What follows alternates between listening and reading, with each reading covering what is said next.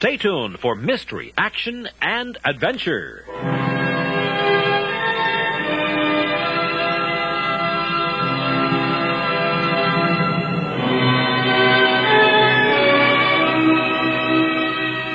Hello there, this is Victor Ives, inviting you to join me for the golden age of radio theater. Get set now, we're going to turn back the clock to relive the golden moments of radio's yesteryear and bring you the greatest radio shows of all time. Our two classic programs this time, Barrie Craig, confidential investigator in the case of George Washington's diary. And then, The Man Called X, starring Herbert Marshall, takes us to Haiti.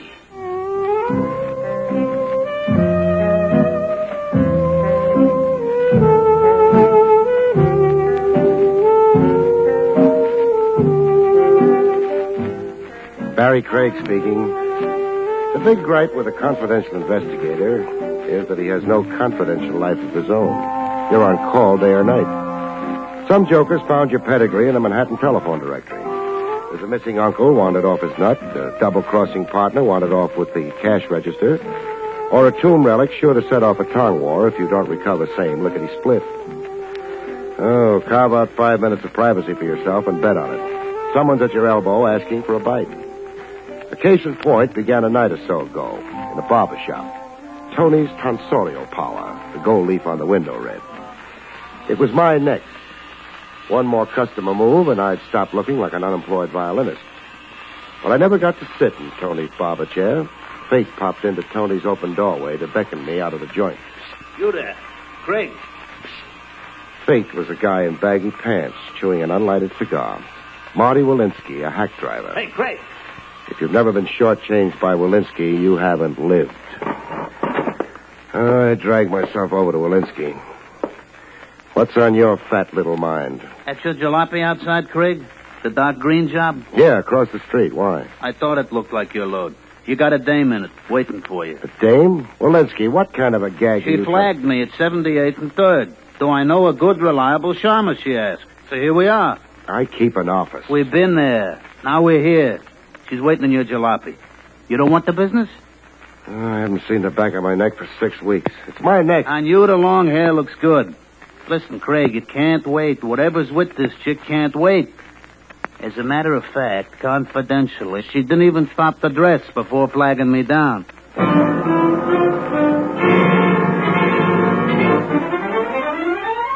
Walensky wasn't too inaccurate about the lady's get-up or lack of it. Hair pinned up high like she just left off washing her ears. A mink wrap over a nightgown that flapped over satin bedroom slippers. And fear. Fear and neon lights all over a pretty face. I'm Barrie Craig, miss. I'm Peggy Palmer. Well, what's it about? Not here. Drive somewhere quickly. But just an idea. There isn't time. I have a feeling I've been followed. Oh, please start your car. Look, miss, this isn't a public hack. And before I get involved, I want to know what... Oh! What? Somebody's rifle happy. You hurt, miss? No. You... How does the side of my jaw look under glass? You're bleeding. Flying glass has that effect on me. I start to gush. Pull away, please, Mr. Craig, before we're murdered.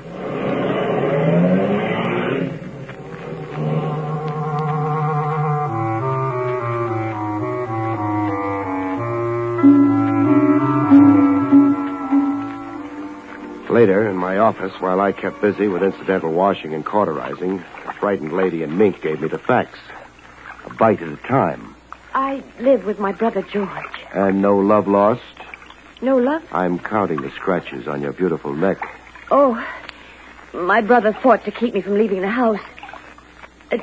George Palmer. You've heard his name? Have I?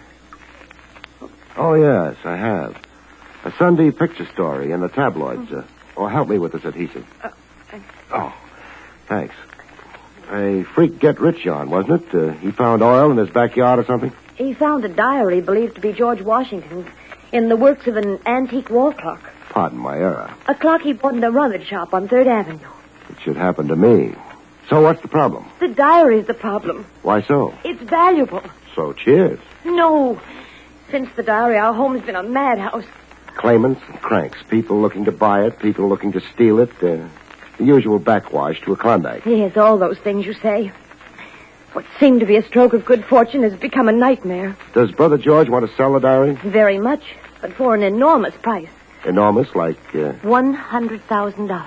Wow, a lot of cabbage. Any nibbles? One collector, a Grant Tyler, telephoned to say he might pay that much if he could examine the diary, authenticate it. But? My brother wants the money in hand, in cash, first. I see. The window glass on my jalopy, who do I bill for it? I don't know. Brother George? Perhaps. Or anybody, Mr. Craig. Anybody? You said claimants and cranks. The usual backwash. How right you are. Anonymous phone calls. Notes in weird hieroglyphics slipped under the door. Bricks hurled from the street. Broken window glass. We've got more of it than anybody, Mr. Craig. Just come home with me and see. Come on to my house, huh? Just what job do you have in mind for me? Take charge of the diary. Negotiate its sale to this Mr. Tyler or somebody. And how do I wrestle the diary free from Brother George? You won't have to.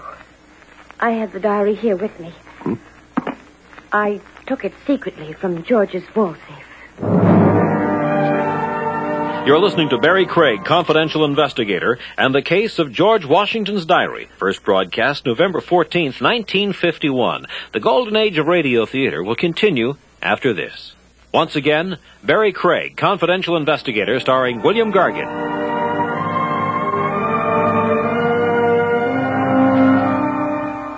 What's your phone number? My phone number? To negotiate anything, I'll need your brother's consent. But, The way it stands now, beautiful, you stole the diary and I'm compounding a theft. Oh, don't fret. I'll talk to him like a Dutch uncle. Forsyth 2, 1643. Forsyth 2, 1643.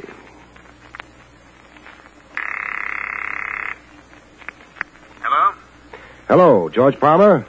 Yes, this is George Palmer. This is Barrie Craig, The detective? confidential investigator. Now, try not to blow a fuse. Your sister Peggy's with me. Keep her.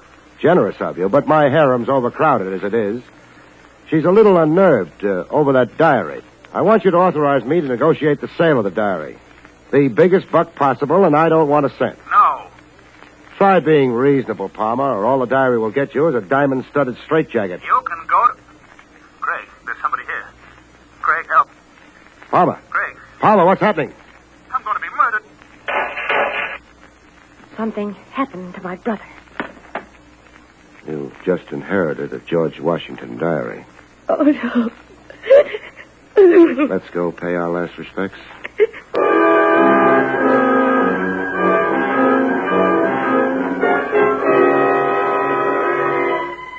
George Palmer lay flat on his back. His eyes were open and calm. As if now that he was dead, the Furies had left him. 2 bullets fired close to the head. If the diary had been here, that's George. Don't borrow guilt, Peggy. Your departure with the diary had nothing to do with nothing. Your brother was chilled first, then came the search. Keep puffing those eyes, and you'll need a seeing-eye dog to lead you around. I can't help feeling miserable. No.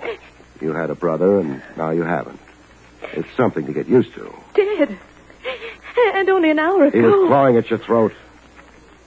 It's a bereavement, sure, and I don't want to be unsentimental. Ask a question. Is this that antique wall clock your brother found the diary in? Yes. I worry about myself on rickety chairs, but that's the only way to see the inside of this clock. Clock's older than sin, that's for sure. In good running order? Why, yes, I believe so. The sales receipt for the clock, do you have it? Yes. George kept it here in his desk. A wall clock in running condition, $25. Sold to George Palmer. Company? Got any idea who? Oh, no. I'll play butler. Who is it? Telegram for Miss Palmer. Let's have... Halloween was last week, mister. Your hands raised, please. Thank you. You too, Miss Palmer?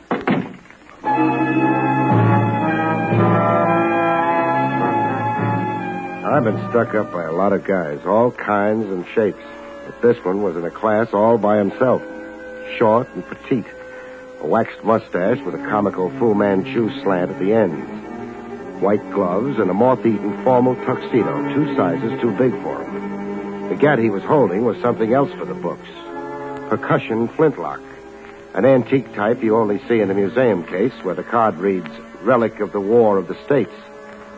I watched him sniff around the room a little and then come back to us. The George Washington diary. You will please give it to me, Miss Palmer. The diary. He hasn't got it, friend. No? Back up 2 feet and say hello to a stiff. He is George Palmer? Was. Oh, dear. Whoever gave him those twin perforations of the skull took off with the diary. Is the truth, Miss Palmer? Yes, it's the truth, of course. Of course not. The lie sticks in your throat. It's only a prominent Adam's apple. Give her a complex about that and you'll The find... George Washington diary. Give it to me. To give you what we haven't got, we'd have to be magicians. Even to live, you'd have to be magicians. So it comes down to that. You have 1 minute. That hunk of museum cast iron that can do the work of a gun? You'll see. Yeah. Boom, boom, and where did the world suddenly go? Funny thing, I can't wait to see. I'm that curious. Curious? Uh-huh. I know about guns. If times get tough in my business, I can be a gunsmith. If I live, This is idiotic quibbling. I'm coming to a decision. My hunch is that what it takes to load that museum piece isn't around anymore. Nobody manufactures it. Nobody sells it. The minute is gone. My hunch is that you're bluffing, friend, applying the old psychological squeeze. What if I just begin moving? You'll be shot. Barry, don't. Don't bury me on the side of a hill, beautiful. I hate sleeping lopsided. Please, nothing foolish, nothing heroic. Give him the diary. My life's against it, beautiful. Give it to a runt in white gloves and a baggy tuxedo, I'd have to disown myself. I'm coming over, No, friend. stop, you fool. I'll shoot. Let me go. Sure, but when your outlook on life gets a little more social.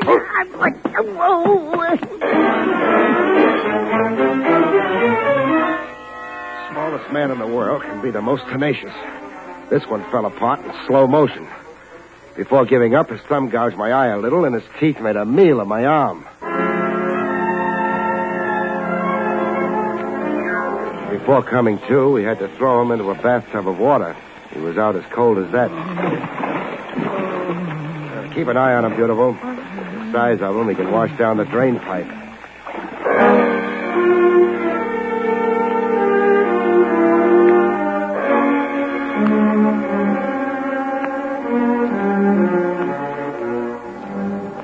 The answers finally wrung out of him still add up to the zaniest of my experiences. I'm Stephen Courtney Bellows, the 4th. As long as a name can get. My great-grandfather was the Stephen Courtney Bellows, intelligence captain in the army of the Gesundheit. He was accused of spying for the British. Unjustly, Mr. Craig. It's an infamous slur against a great man. Rough. Even now, I have a petition before the President of the United States demanding that he restore the good name of my great ancestor. Which brings you to the diary? Yes, I wanted to examine it. If George Washington wrote things that reflect well of my great ancestor, I want this information shouted from the rooftops. And if General Washington called your great ancestor a skunk? Then the diary must be suppressed. The infamous lie must not be repeated. It must not. Cut. One question, Bellows. Yes, What lunatic asylum do you call home? Harbor Heights. But I was detained there unjustly. It was all part of an infamous...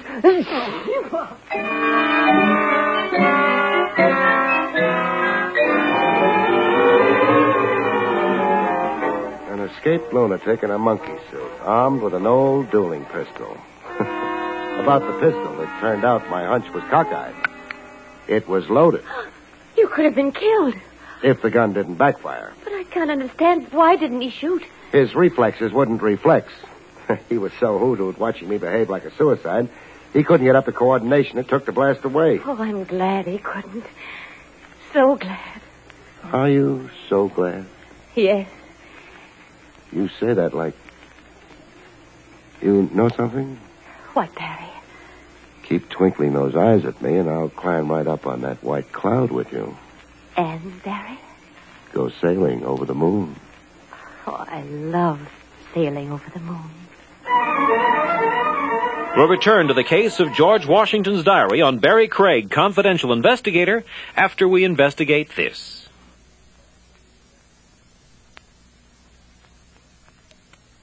Now, back to our story. Grant Tyler, a guy with $100,000 worth of interest in an old notebook, was a guy well worth cultivating.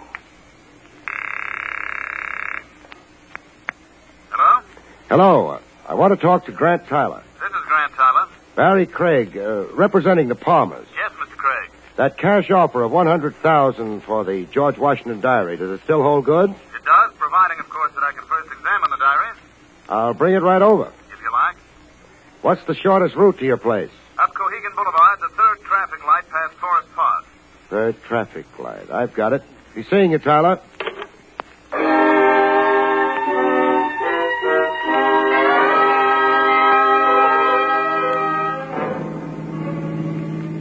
The second traffic light past Forest Park, I got the stop signal, a hand signal.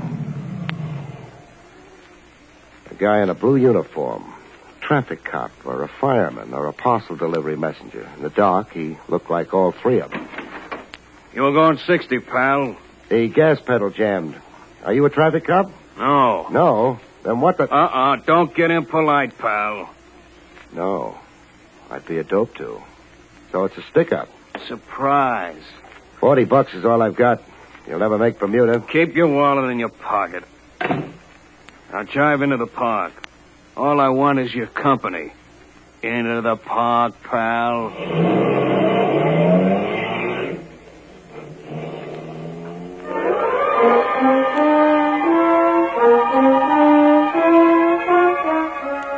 A closer look at the uniform, and I knew it. A $4 rental in any theatrical costume shop.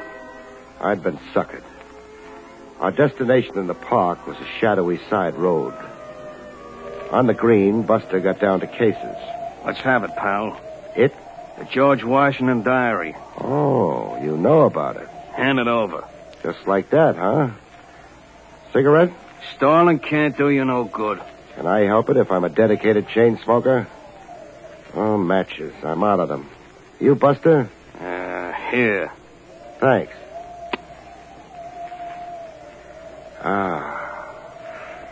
I can face the future now.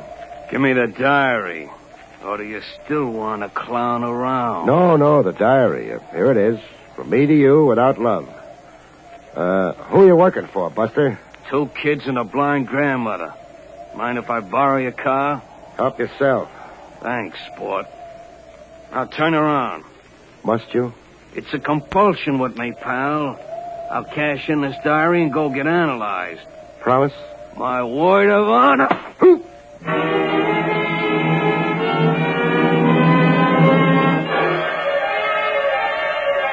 It took a long time for the balloon to drift down from outer gravity and settle back on my shoulders.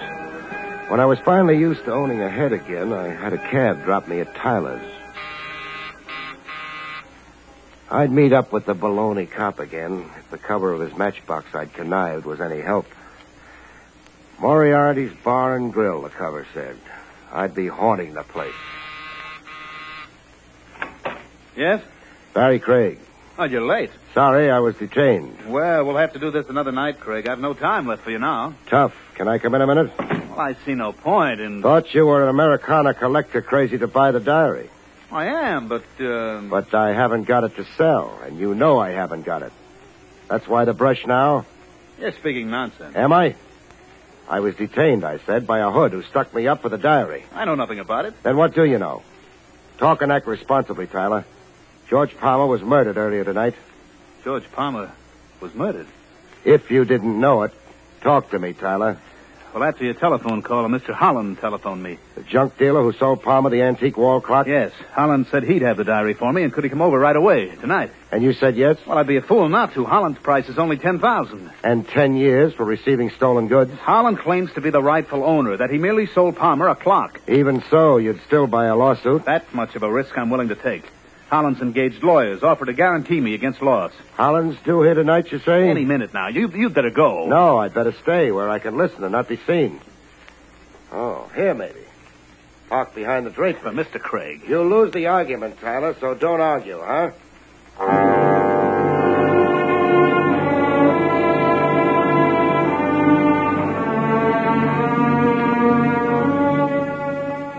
I got an earful. Holland looked and sounded like a guy ready, willing, and able to set fire to his junk shop and to himself. You don't have the diary, Mr. Holland? No, I came to tell you no. But you assured me. Something went wrong. But give me one day, Mr. Tyler. One day, and I will get you that diary. One day, and I will finish the transaction, I promise. I only have to get my hands on a no-good double-crossing rat. A no-good double-crossing rat. Oh, my friend in the park. Buster had been working for Holland until he branched out for himself.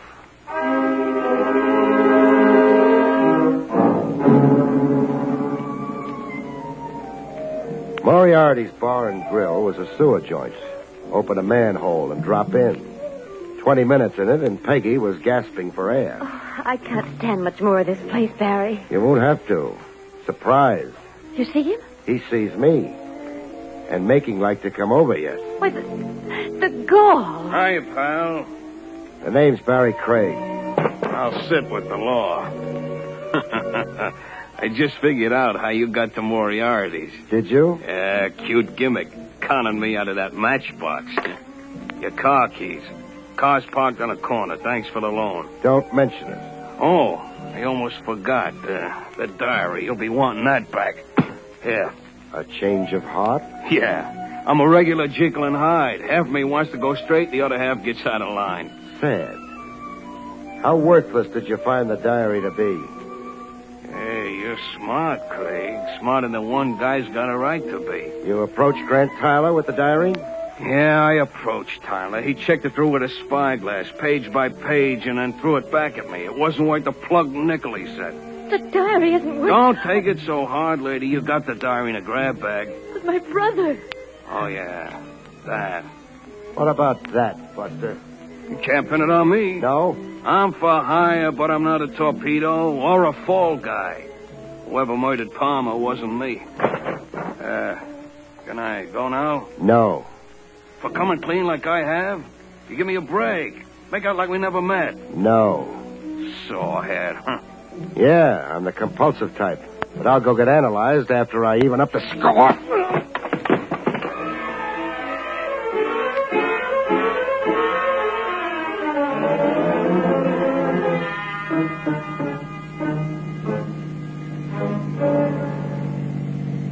With Buster nursing his jaw in the pie wagon, I went cruising with a beautiful lady.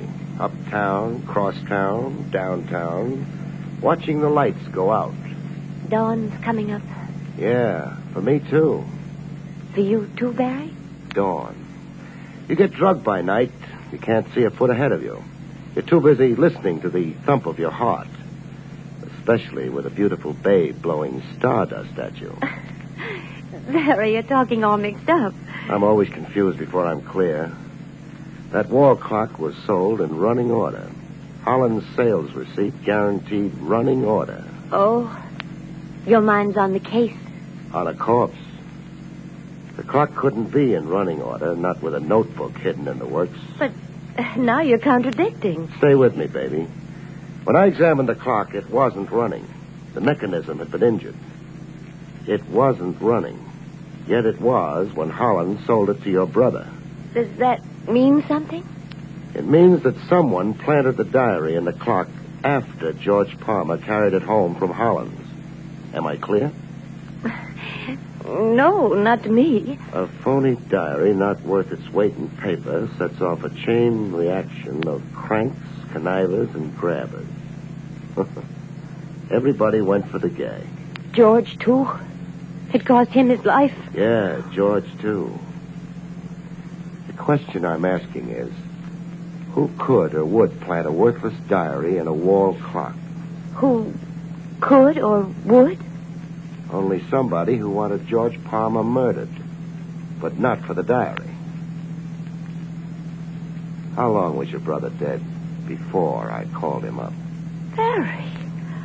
Oh, you're out of your mind. You heard George shot. I was with you when you did. Don't bank too hard on the alibi, beautiful. But I heard somebody shot, but it didn't have to be George. Anybody could have called himself George Palmer with me, especially over the telephone. Anybody. Or, say, Grant Tyler. Staging a phony murder so you could blow stardust in my eyes. Make me your iron alibi. we're stopping? End of the road, beautiful. Police headquarters. I don't suppose you want to tell me your motive. Insurance, I guess it to be. You're the lucky beneficiary.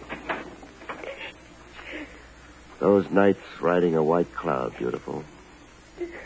You and I'll never see them again. Yeah, dawn's really come up. It's broad daylight now. Good night, folks. From November 14th, 1951, the Golden Age of Radio Theater has presented Barrie Craig, Confidential Investigator, one of radio's better detective series. At the end of our program, we're going to talk about a radio show about an Italian immigrant. Right now, we're going to talk about this. And now, The Adventures of the Man Called X, starring Herbert Marshall. This program from May 18th, 1951. Port-au-Prince, Haiti, like many cities of the world, is a mixture in sharp contrast of the old and the new. An up-to-date airport serves its commerce, and modern business buildings line its streets.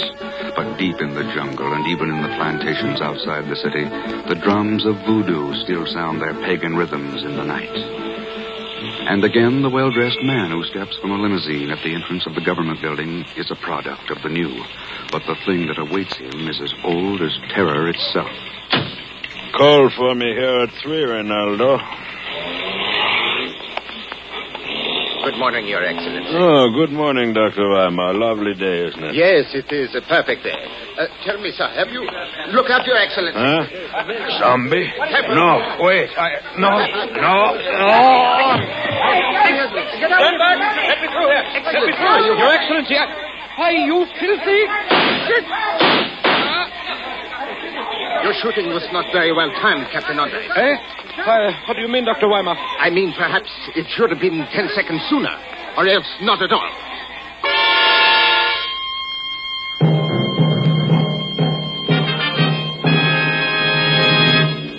Five assassinations in 3 weeks, and every one of the victims a government official. I just phoned the Haitian consul a few minutes ago, Chief. Says the whole island's in a turmoil down there. Well, what gets me, Ken, is this business about zombies. The Walking Dead. Why, it's right out of a dime novel. It's ridiculous. All right, Chief. You don't believe in zombies, and I don't. But a lot of the natives in Haiti do, and that's the point.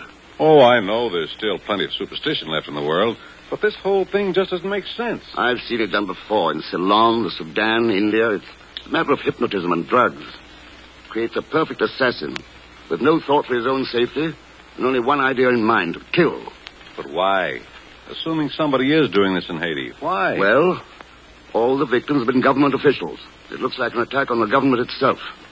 Yeah. And the little hot spots have a habit of turning into big ones. Sure.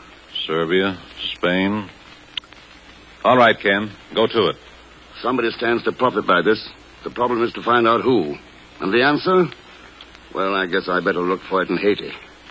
So long, Chief.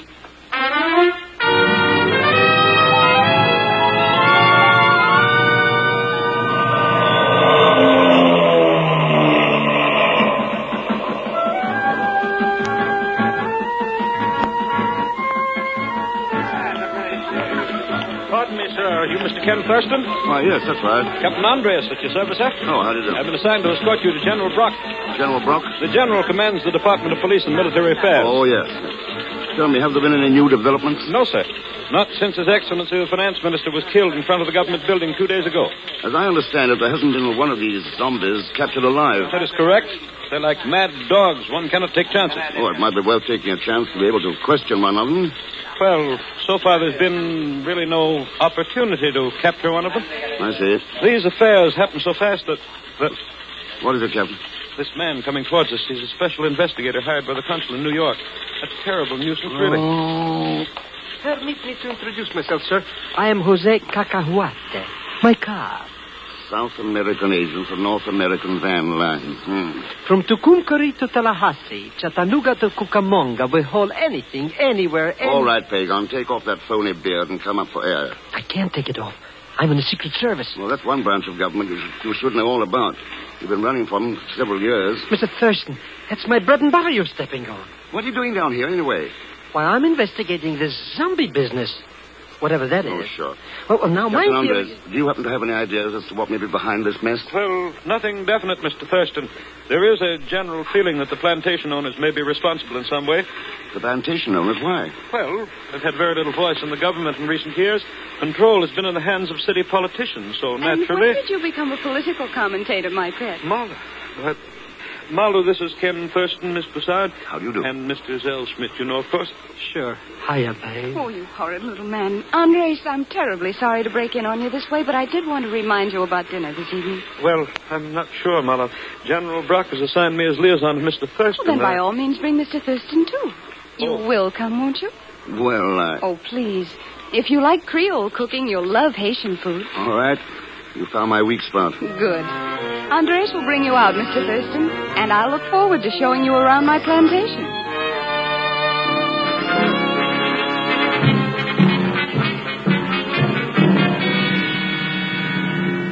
I don't mind confessing that it's a relief to have you here, Mr. Thurston. I'm a man of action myself, and the mystery leaves me floundering. Well, this is all a mystery to me so far, General Brock. Possibly these case records may help a little. Well, I hope so, but they don't make sense to me. 5 men in a row struck down on the streets without any rhyme or reason to it. Oh, I think there's a rhyme and a reason. Matter of finding them. Well, I hope that happens soon, sir. One more murder will mean martial law, and then the whole business will be dumped right on my shoulders. Yes, I see what you mean. General Brock, have you considered the possibility that one of your own men may be involved in this? That's ridiculous, sir. The police and army are absolutely trustworthy. Well, I know that's the usual theory, but... I can vouch for them to a man, sir. Something else, General. This idea of the plantation owners being responsible. Is that a possibility? Well, a possibility in theory, I suppose, but not in fact. Why, some of them are my best friends. Fine people, all of them. I see. Well, I'll look over these records and talk with you later. Well, I dare say we'll find time tonight at dinner. You're coming to Miss Broussard's, too? Yes. Fine girl, Marla. Wonderful person. Wonderful. Well, good luck, Mr. Thurston. Call on me if you need any help, sir. Thanks, General. I will. Hey, over here, Mr. Thurston. Well, Secret Agent Zell Schmidt. Still wearing the beard, I see. I need the money, Mr. X. How did I know what I was getting into? When I heard they were having trouble with zombies, I thought somebody was watering the liquor. Well, what do you think now? I think I'm scared. Good reason to be, too. The chance of being turned into a zombie at any moment. Oh, don't say that. A glassy-eyed, mindless idiot with no intellect or... come to think of it, I guess you're safe at that. Mr. Thurston, Pagon, what's the tie-up between Malabusa and Captain Andres? Well, who knows, except he follows her around like a moonstruck cat. A lucky dog. She wraps him around her little finger. Why, Mr. Thurston, she's practically got him hypnotized.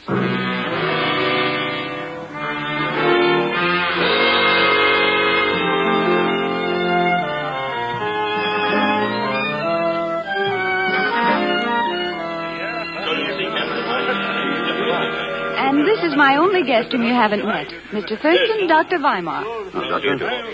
I knew a Dr. Weimar in Vienna before the war. Carl, I think his name was. My brother, Mr. Thurston. He is no longer living. Oh, I'm sorry. Psychiatrist, wasn't he? Yes, with a specialty in hypnotherapy. Oh, your field too, Dr. Weimar? It was originally. My practice here, however, is primarily medical. I see. Listen, everyone. It's such a lovely night that I decided we'd have dinner on the veranda. Very good. Wonderful. We'll go out through the side doors there. General Brock. Yes, my dear. Would you and Andres like to leave your firearms in here? Oh? I'm not really so dangerous that you have to be armed. On the contrary, my dear. You're so completely dangerous that mere firearms wouldn't do us the least bit of good. How pretty, General Brock. This way, Mr. Thurston. Thanks. Ah, you're right. It is lovely out here. I wouldn't trade it for all the rest of... What's the matter, Mr. Thurston? Nothing. I was just listening to the drums. Oh, yes. Voodoo drums or signal drums. Opinions vary. Missy Mala, you excuse, eh? Oh, yes, Granaloo. Is approval with you if me go now? Of course, Granaloo. I'll see you in the morning. Good night, Missy Mala. She's been with me for years. Devoted. A wonderful woman. But where's she going? Oh, she has a little house of her own in the bush. Huh? Holds voodoo ceremonies in it, I'm quite certain. A lot of natives still believe in it, you know. As they do in zombieism. Yes. Shall we sit down? You on my right, Mr. Thurston. Thank you. Andres there. Well, thank you. And you on the other side, General Brock. Thank you, my dear. Dr. Weimar over here. Wait. Look. Why, yes. But what the devil? His eyes, grassy, fixed. It's a zombie. Now, get back. If I can hold his attention, swing this chair. Inside, Captain Andres. Get our gun. Just one swing now and... Good timing, Mr. Thurston. He's knocked unconscious. Stand back, everybody. Where is he? Where did he go? No, Captain, put down that gun. No, don't. Oh, Andres. Why? There was no need of that, Captain. The man was unconscious. It wasn't a man. It was a zombie. You can't take chances. Well, You were a little hasty, though, weren't you? you have to kill zombies. It's the only way to... It's all right, Andres. You come in the house with me now. Oh. You did the right thing, my dear. You were right, of course, Mr. Thurston. The boy was hasty, but confound it, you don't understand the pressure all of us are under out here. Maybe not, General Brock. But I don't understand why you never captured one alive. Well, yes, I know, but... Oh, confound it, I'd better go see what's eating the boy. Mr. Thurston, am I correct in assuming that you noticed the same thing I did? I saw something, Dr. Weimar. Fantastic, though. Is it? Good night, Mr. Thurston. Good night, Doctor. All right, Pago. You can come out from under that table now. Well, I'm only hired to investigate these zombies, Mr. Thurston, not to fight with them. Well, so that's what they look like, eh? Some of them. The other one here tonight looked different, though. Other one? Sure. Captain Andres. Huh? Didn't you notice him when he ran out here and shot this man? He had the eyes of a zombie. Haiti is the locale of the action on this Man Called X episode. We'll continue in just a moment. Once again, our star, Herbert Marshall. 5 assassinations in 3 weeks, and the island of Haiti is swept by a wave of terror. One word is whispered over and over on the plantations and through the dark hills. Zombies, the walking dead. Ken himself was an eyewitness to killing number 6. And now he and Pagon make their way cautiously through the midnight bush, heading for the hut of a voodoo oracle, old Granaloo. What do you want with this Granaloo woman, anyhow? Just checking. That zombie came out of the bush about a minute after she went into it. And she may be a voodoo leader. She's devoted to... Wait a second. Huh? There she is in front of the hut. Jeepers creepers. Let's get out of here, Mr. Thurston. Please come on up here where I can see you. Oh, it's too late. Come on, Pagan. I've been waiting for you, Mr. X. Why, Granaloo? My people out there in the hills, they ask what will be done to save them from this terror. And I have not known what to tell them. And what will you tell them now? That you have come. You knew I would come. And you know who I am. How, Granaloo? There is still much knowledge in the jungle that has never yet been found. Have you found the answer, Mr. X? Yes, I found it. But I don't know yet how to deal with it. You will. My people will be very happy when I tell them. I thought there on the veranda that your pidgin English was all put on. One must play many roles in this life, Mr. X. Yes, I know. I will speak to my people now. Good night, Granaloo. Come on, Pagan. Wait for me in the car, Pagan. I'm going to stop in at the house. Mr. Thurston, wait. No, the gun isn't necessary, Mr. Thurston. I wasn't waiting here to threaten you. The thing is, I'm scared. Yes, I can understand how you would be, Captain Andreas. You see, tonight is the second time something like that has happened. You mean shooting first and thinking later? It's not like me, Mr. Thurston. I don't understand it. I don't understand it at all. You want to understand it, Captain? Yes. No matter what the answer is, no matter what I've got to find out. All right, listen. Come with me now and don't say anything to anyone. Stay at my hotel tonight. And in the morning we'll go see Dr. Weimar together. I don't trust Weimar. You don't have to trust him. Trust me.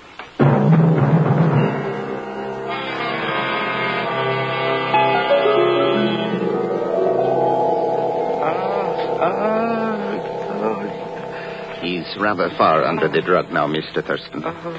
And the trance, too, is about as deep as I care to take him just now. Well, it's entirely up to your judgment, Dr. Weimar. It's a little out of my field here. Then I think we might try for some of the phrases, some of the commands that were given him when he was hypnotized previously. Do you agree, Mr. Thurston? Yeah, go ahead, Doctor. Captain Andres, can you hear me? Yes, sir. I can hear you. And do you understand who's here with you and what's happening? Yes, sir. You're Dr. Weimar. Mr. Thurston is here, and you've hypnotized me. A part of me is asleep, a part of me is awake and listening to you. You called it, dissociation. Yes, sir. Now, the awake part of you, Captain Andres, is the part I'm talking to. It's the part that remembers everything, including the last time you were hypnotized. Yes, sir. I remember. What were you told at that time, Captain? Well, I'm afraid I'll have to leave him in your hands, Dr. Weimar. I've got an appointment with General Brock.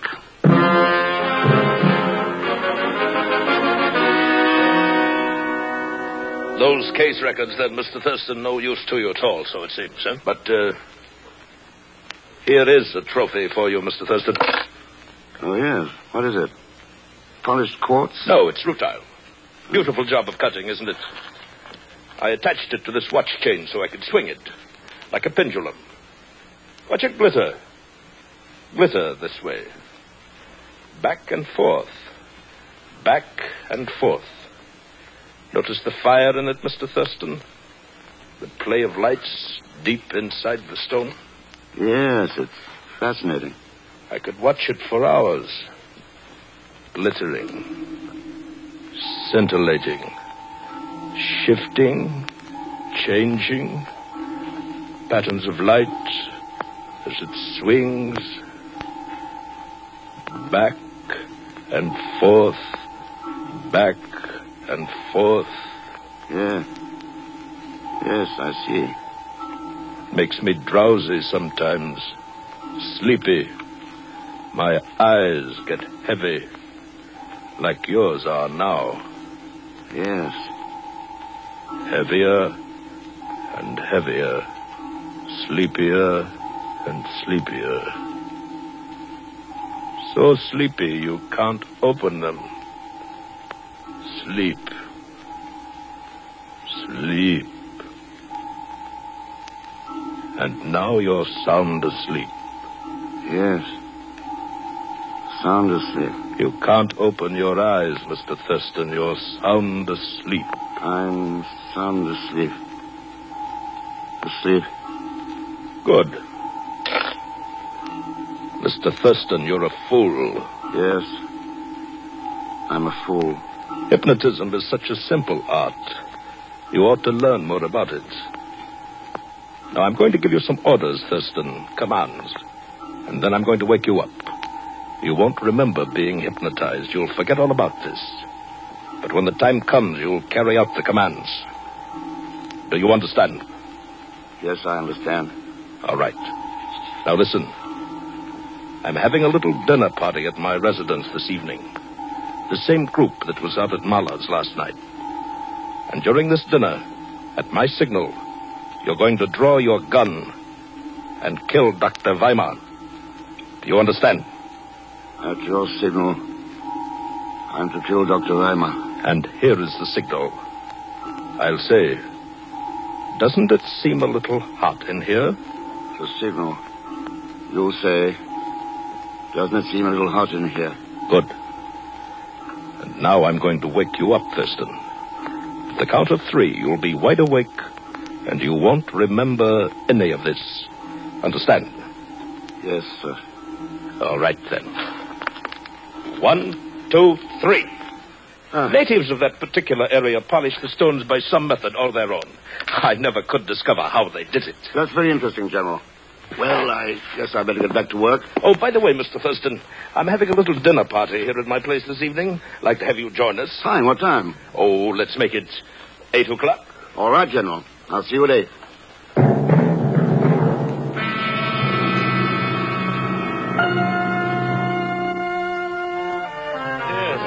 Mr. Thurston, I swore before I came here tonight that I'd keep the dinner conversation off that subject. And here we go again, talking about what?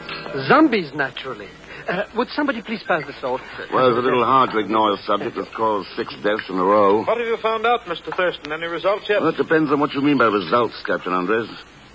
None, at least, that have led to what General Brock would call action. Well, unfortunately, I'm being forced into action. Martial law goes into effect at 8 o'clock tomorrow. Orders of the cabinet. It's the old familiar pattern, and a bad one. Armed guards everywhere, a curfew, law courts closed, bulletins, orders, and force. Yes, it's an ugly picture, Dr. Weimar, for most people. For most people. I'd say for everybody concerned. Not necessarily, Marla. I came down here with one idea in mind. To look for the person most likely to profit from this zombie terror. Well, I found that person pretty quickly. It wasn't really much of a problem. I say, doesn't it seem a little hot in here? The problem was deciding how to deal with the situation. Mr. Thurston, doesn't it seem a little hot in here? Not to me, General Brock. But what I said was... I know what you said. I also know a few things about hypnotism. What? Enough at least not to fix my attention on a shiny pendulum. All right, Captain Andres. General Brock, I have here a presidential warrant authorizing your arrest. But Captain Andres, Look! Thurston is a zombie. Your gun, please. Look, don't you understand? Thurston is a zombie. No use, General Brock. Dr. Weimar worked on the captain for 5 hours today. Your number one mop-up zombie is unzombified. Hold on. This way, General. March. All right. This way. Dictatorship. By way of martial law. Was that his idea, Mr. Thurston? Of course, Marla. It's an easier way than revolution. Oh. Well, one thing at least. There won't be any more of those zombies now. No, maybe not the kind he was creating. But there are other kinds. They're fighting and killing and dying all over the world.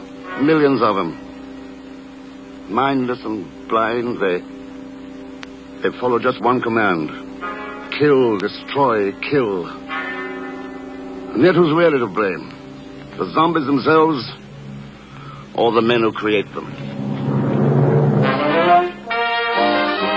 From May 18th, 1951, the golden age of radio theater has presented The Man Called X, starring Herbert Marshall.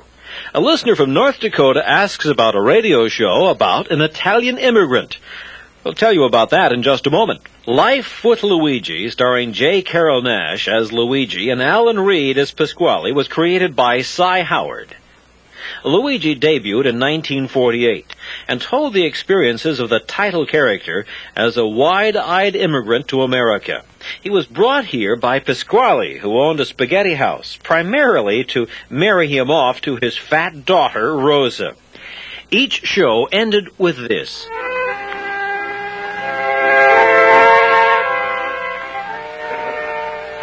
And so, Mamma Mia, I'm sorry to write to you. Looks like I'm never going to be a Sinatra. Pasquale is going to manage me, and I'm going to be a second Joe DiMaggio. To your loving son, Luigi Basco, the little immigrant. Also featured in the cast was Hans Conried, who played Schultz, the German character from Miss Spaulding's night school classes. So much for Life with Luigi. And so much for the golden age of radio theater. Victor Ives speaking, thanking you for being with us and inviting you to join us next time we turn back the clock to relive the golden moments of radio's yesteryear and bring you the greatest radio shows of all time.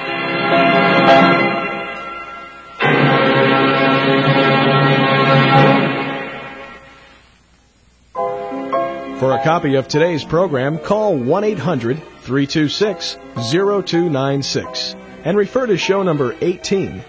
That number again is 1-800-326-0296. And remember to refer to show number 18.